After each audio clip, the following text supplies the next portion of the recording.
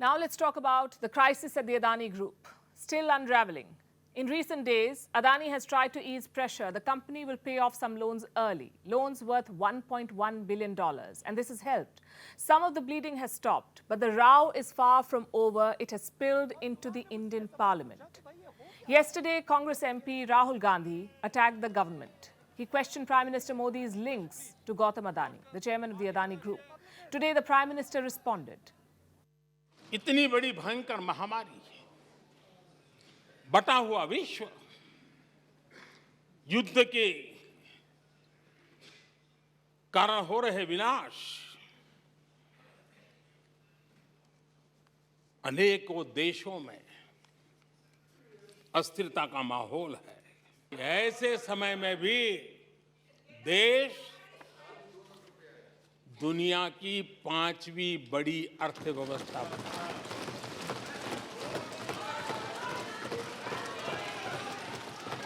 आज पूरे विश्व में भारत को लेकर के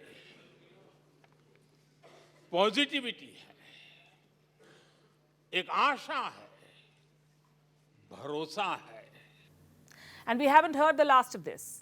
India will have an election next year, and this political debate will only intensify in the weeks and months ahead. But tonight, we do not want to dwell on the politics. We want to talk about the economy. Will the Adani rout impact the India growth story? To answer this, let's put some basics on the table first. Adani is a private group. Adani stocks do not represent the Indian stock market. India has two main exchanges, the Bombay Stock Exchange, or the BSE, and the National Stock Exchange, or the NSE. Now let's look at how Adani is doing on both these exchanges. Before the crisis, Adani shares accounted for more than 6% on the BSE and the NSE. Now they've dropped to 3%. In both cases, Adani's share was in single digits. So while they've fallen significantly, the impact on the larger stock market will be limited. Those who bought Adani stocks have definitely seen losses. Their portfolios are in the red, but the rest should be fine. What about the money of small investors, people like you and me? A lot has been said about the exposure of banks and institutions, especially state-owned entities like the State Bank of India, SBI, and Life Insurance Corporation of India, or LIC. Both have exposure to Adani stocks. What does that mean? It means that they put their money, and by extension our money, into Adani stocks.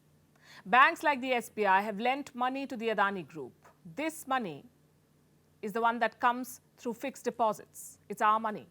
And LIC has invested in Adani shares. Again, this is money that belongs to investors. This money belongs to people who buy LIC savings schemes. So here's a question that a lot of people are asking. Are all these investments at risk? Let me bring you an assessment by experts. Global credit ratings agency Moody's shared a report. I have a copy. This is what it says. And I'm quoting from Moody's. We estimate that their exposures to Adani are not more than 1% of their total loans. While we estimate that the exposures are larger for public sector banks than for private sector banks, they are smaller than 1% of total loans for most banks. 1%, that is the exposure. That's how much LIC and SBI will be affected, 1%. LIC's investment in Adani stands at 0.975%. It's not even 1%. So at least on this front, there isn't much to worry about. But what about the big picture? What about the Indian economy?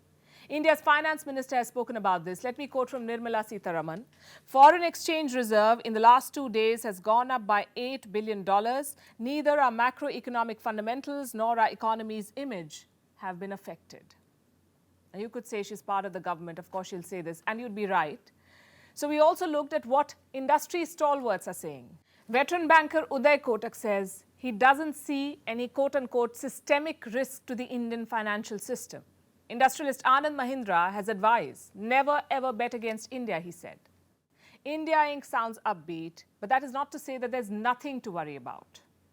There are some obvious concerns, like what happens to the projects run by the Adani Group. Will their operations be affected? What about new investments? Will they slow down? Will expansion plans be put on hold? Gautam Adani says nothing will be impacted. We will continue to focus on timely executions and delivery of projects. The fundamentals of our company are very strong. Our balance sheet is healthy and assets robust. Our EBITDA levels and cash flows have been very strong, and we have an impeccable track record of fulfilling our debt obligations. But this story is no longer just about Adani. It has also cast a spotlight on Indian regulators like SEBI, the Securities and Exchange Board of India, SEBI. SEBI is India's main market regulator. It has an important role to play in keeping the markets calm. It has to protect investors. It has to ensure that the law is followed. SEBI's reputation cannot be put at risk because when it comes to regulation, reputation is everything. It drives trust in the Indian markets and in the Indian system. And trust is what foreign investors look for when they put their money in India. So while the larger impact on the economy may be limited, the world is watching how SEBI navigates this crisis.